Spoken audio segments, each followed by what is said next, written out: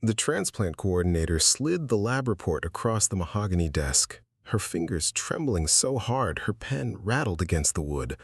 "Mrs. Miller, your son's DNA profile matches neither you nor your late husband. In fact, he is biologically related to someone currently listed in the state criminal database." I was 58 years old, sitting in a sterile hospital room, and my entire life turned into a cruel lie in 3 seconds. My name is Martha. For 58 years, I believed I was an ordinary woman who had lived a quiet, honest life in a small Midwestern town. I was currently in stage 4 kidney failure, relying on weekly dialysis just to keep my lungs from filling with fluid. My 34-year-old son Julian had stepped up without hesitation to offer me one of his kidneys. He had spent 3 weeks going through preliminary blood work, smiling at me in the waiting room, telling me everything was going to be fine. Now, looking at the bold black lettering on the genetic panel, the world spun out of control. "Is this a mistake?" I whispered, my voice tearing in my throat. "Did the lab mix up the blood vials?" Dr. Vance shook her head slowly, refusing to meet my eyes. "We ran the panel 3 times, Martha. Julian is not your biological son. And there's something else." She leaned forward, lowering her voice to a tense whisper. "The state system flagged his markers automatically. He shares a 50% match with Marcus Vance, a man convicted of 3 counts of capital murder in 1994. My heart pounded so violently against my ribcage I couldn't catch my breath. Marcus Vance. 30 years ago, that monster had terrorized our county, operating out of an isolated rural property 5 miles outside town. I stumbled out of the clinic into the freezing afternoon air. Julian was supposed to meet me at my house in 2 hours for dinner. How could I look at the boy I had cradled, nursed, and loved for 34 years and tell him that the blood in his veins belonged to a killer? When I reached my front porch, I saw something resting on the doormat. It was a faded yellow baby blanket, stained with a dark, rusted splash of old blood, wrapped around a worn cassette tape. Taped to the blanket was a sticky note with a single handwritten sentence: "You kept the wrong one, Martha." My knees gave out. I collapsed onto the cold wooden porch, clutching the stained fabric.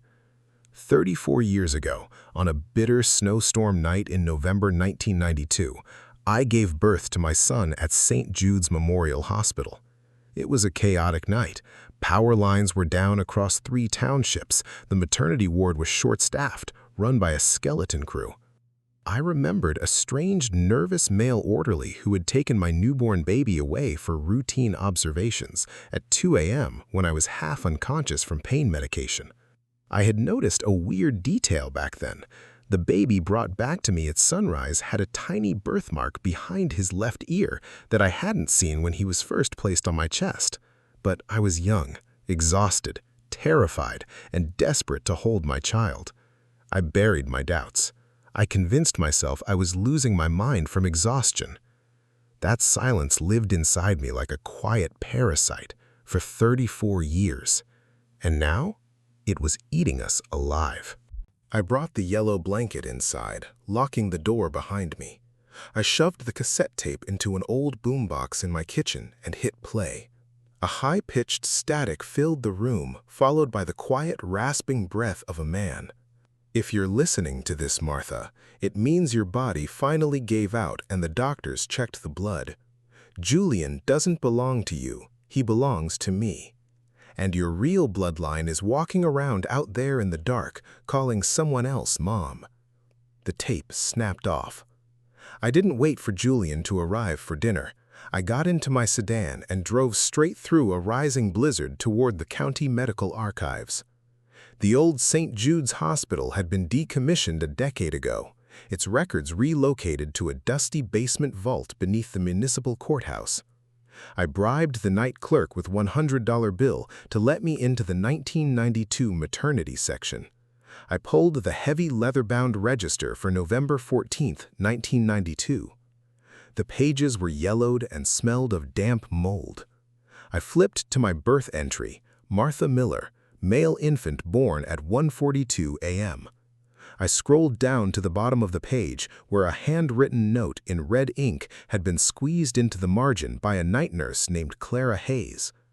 Orderly M. Vance entered nursery without authorization at 2:15 a.m. during power generator failure. Swapped infant Miller, tag 402, with infant Vance, tag 409. Reported to supervisor. Supervisor ordered page destroyed to prevent county liability.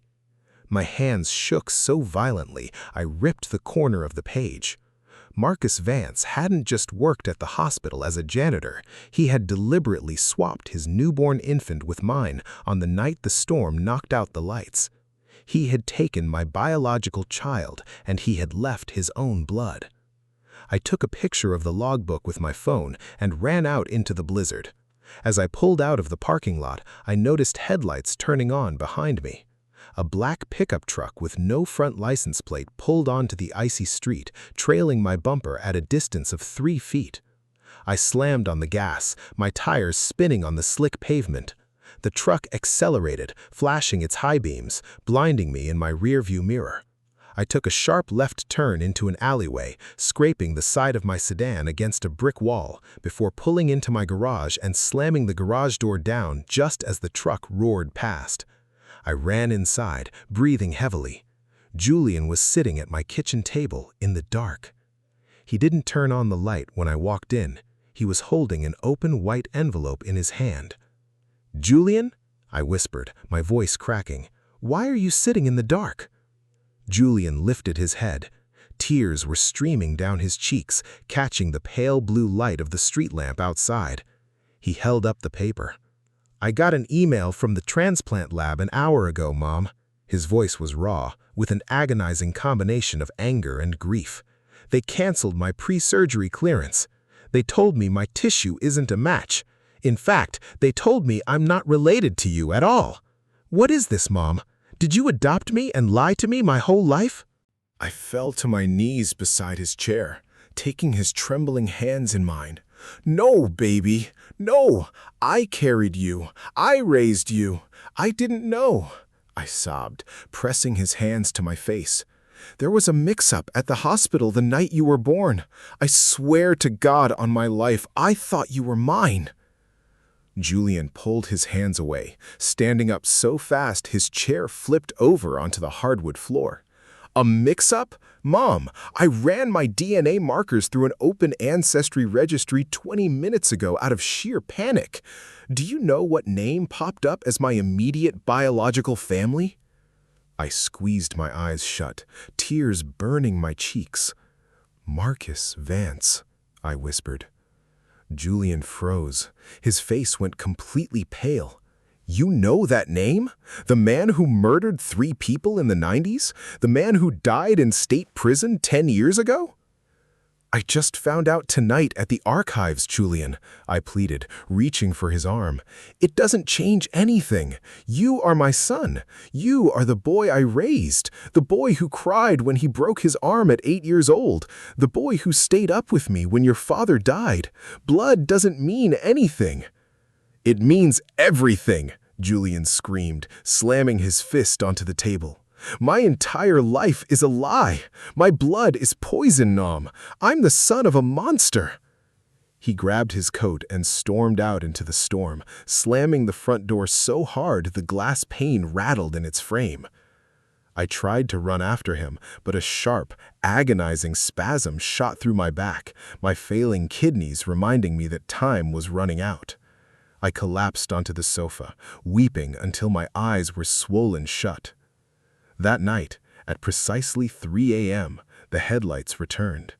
I sat by the living room window, pulling the blinds back an inch. A dark sedan was parked across the street under the flickering street lamp. The engine was idling, white exhaust billowing into the freezing night air. It sat there for 45 minutes before slowly rolling away. The next morning, I woke up to a cold house.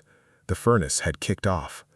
I went down into the basement to check the pilot light, but as I reached the bottom of the wooden stairs, my boot hit a metallic object. I looked down. It was an old, heavy iron key attached to a rusted brass tag with a number stamped into the metal. Unit 204, Blackwood Storage. The key had been taped to the underside of the main support beam near our old water heater. The tape had dried out and fallen to the floor. The handwriting on the brass tag belonged to my late husband, Arthur, who had passed away from a heart attack 7 years ago. My heart sank. Arthur had kept secrets, too. I drove out to Blackwood Storage on the outskirts of town, my hands frozen on the steering wheel. I used the iron key to lift the rusted corrugated door of Unit 204. Inside was a single wooden chest covered in thick gray dust and spiderwebs. I opened the lid. Inside was a stack of bank receipts dating from 1993 to 2012, showing monthly cash payments of $500 made to a private legal fund. Beneath the receipts was a sealed manila envelope marked, "For Martha, if the day ever comes." I broke the wax seal with trembling fingers and pulled out a handwritten letter from my late husband. My dearest Martha, if you are reading this, it means the truth has finally dragged itself out of the grave. I found out the truth about Julian when he was 2 years old. I noticed he didn't share our blood type during an emergency room visit for his high fever. I investigated on my own. I tracked down Marcus Vance's family before he was arrested. Martha, I made a deal with the devil to protect you and our life. I paid Marcus Vance's defense lawyer monthly cash to keep Vance from ever revealing the swap during his trial. Vance threatened to reclaim his biological son or destroy our family if I didn't pay. I did it to keep Julian. I did it because I loved him too much to let him go. But you need to know the rest, Martha. Our biological son, the baby Vance took from us that night, was placed into the state foster system when Vance was arrested in 1994. He was adopted by a family in the next town over. His name is Caleb Reed. He grew up 5 miles from us, Martha. And Arthur, I spent 30 years watching him from afar, unable to touch him. I dropped the letter, cold sweat breaking across my forehead. My husband had known for 32 years. He had paid hush money to a serial offender's legal team while our biological child grew up 5 miles away in a foster home, totally abandoned by their real family. The betrayal was so deep, so suffocating that I couldn't even scream. My entire marriage, my motherhood, my home, everything was built on a foundation of calculated, paid-for deceit. I grabbed the folder containing Caleb Reed's address and ran out of the storage unit. I drove directly to the address listed in Arthur's file, a run-down, single-story house with a rusted pickup truck parked in the driveway, the exact same truck that had chased me through the alleyway the night before. I stepped out of my car, my heart hammering against my ribs. I walked up the cracked concrete steps and knocked on the peeling red door.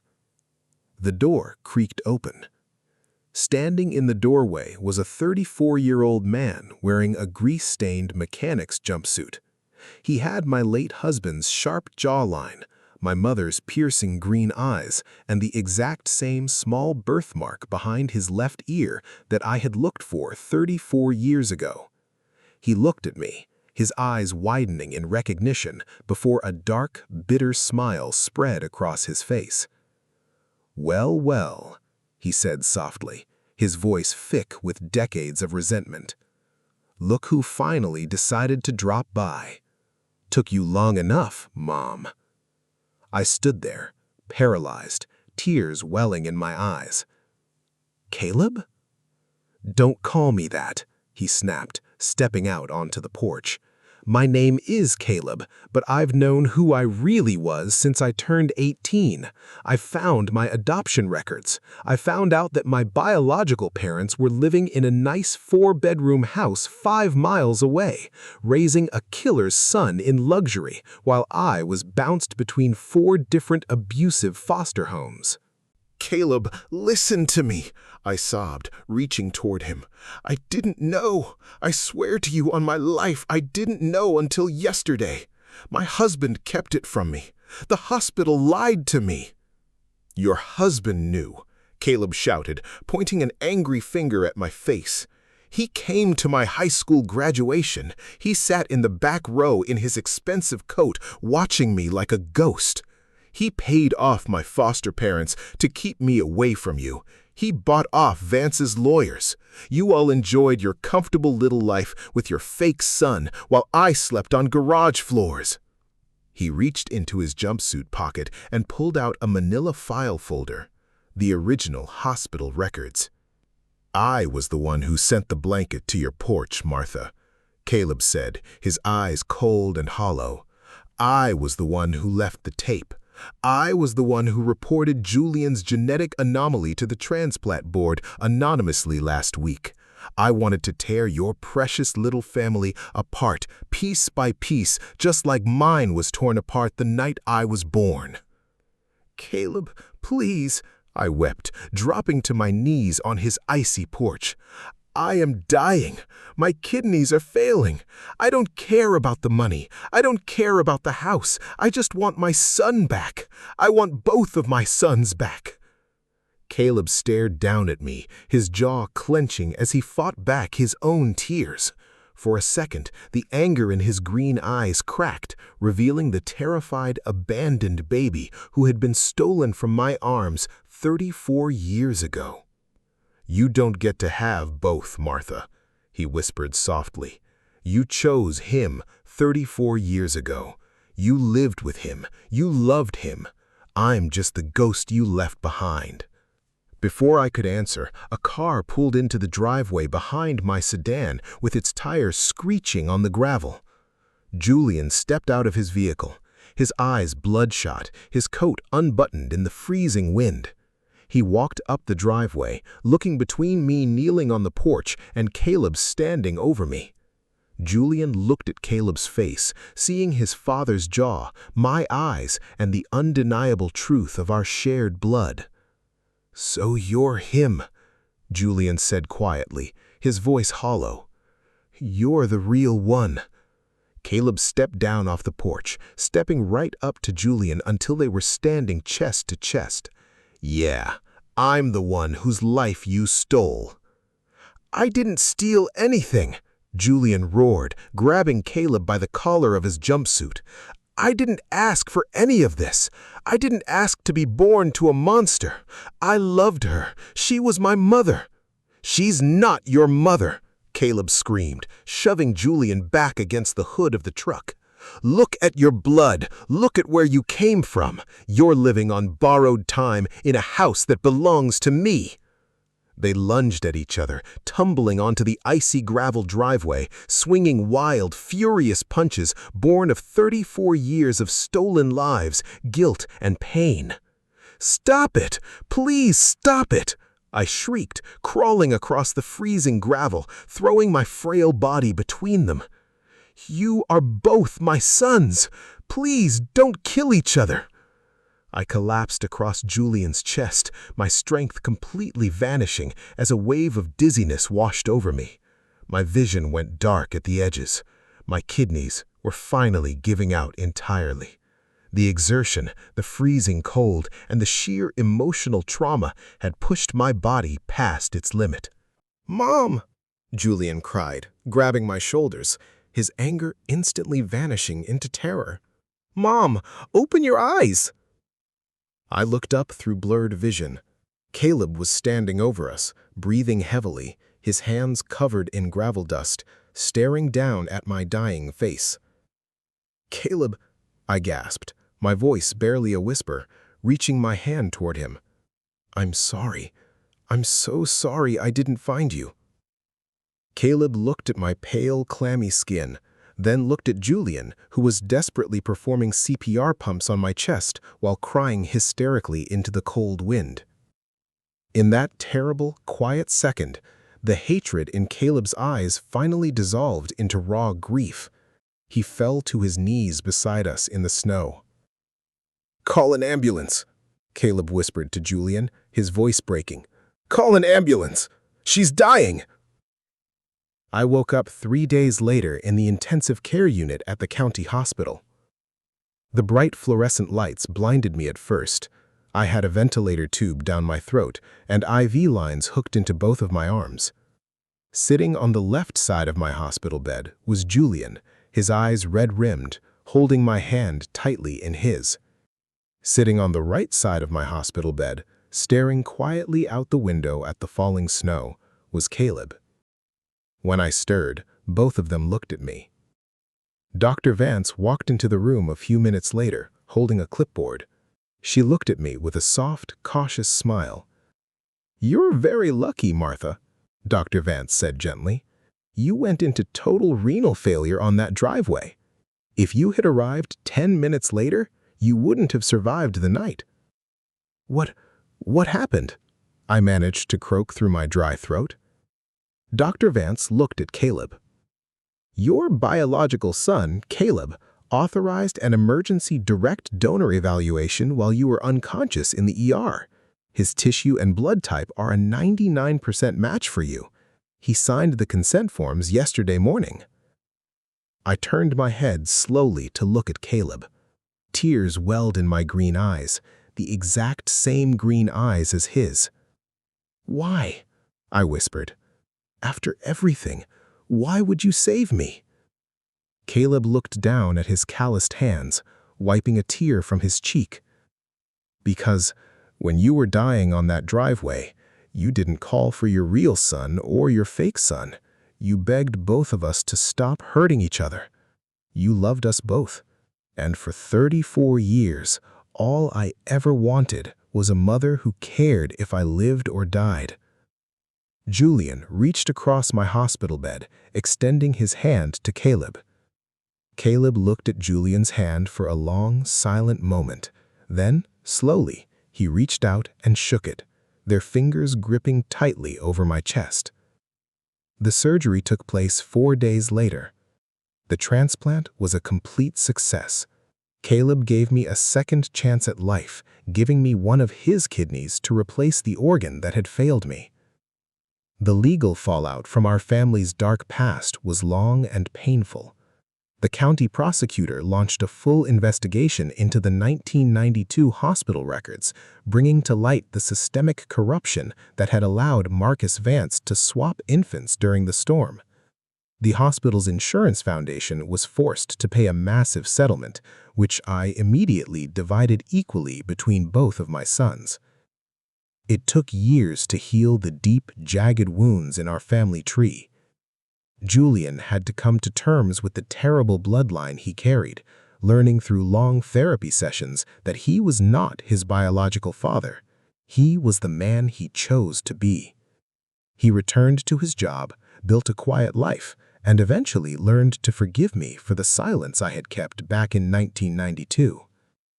Caleb moved out of his rundown house and used his share of the settlement to buy an auto repair shop in town. He spent months slowly getting to know me, coming over for Sunday dinners, learning about the father he had never known through old photos and stories. We are not a normal family. The ghosts of 1992 will always sit at our dinner table, and the pain of 34 lost years can never be fully erased by a judge or a doctor. But every Sunday afternoon, 2 36-year-old men sit on my front porch, drinking coffee and laughing quietly as the sun sets over the hills. One carries my heart, and the other carries my blood. I lost 34 years to a dark lie, but standing in the light of truth, I finally have both of my sons home.